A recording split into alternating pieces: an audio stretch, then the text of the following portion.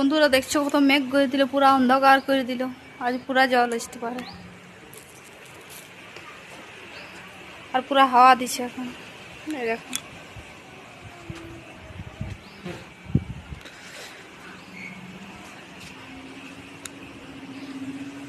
অন্ধকার করে করে দিল, গাছগুলো যেমন ভাঙি পড়ে যাবে সেরকম লাগছে, এত হাওয়া দিচ্ছে। আর এদিকে সামনে দেখো টাওয়ার আছে, জিওর টাওয়ার। মাকে দেখো কি করবি এটাই। হুম, কে যেন আসে নাই তো এখন,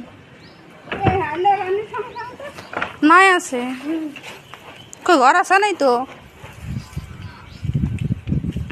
তো মায়া দেখো একটা আমাদের দেওয়াল মানে হয়ে গেছে, ভাঙিয়ে গেছে, তো এটা পাঁচিলটা ঢাকা দেবে দেওয়ালটাই। এটা কত আটকে থাকবে, ভাঙবে না।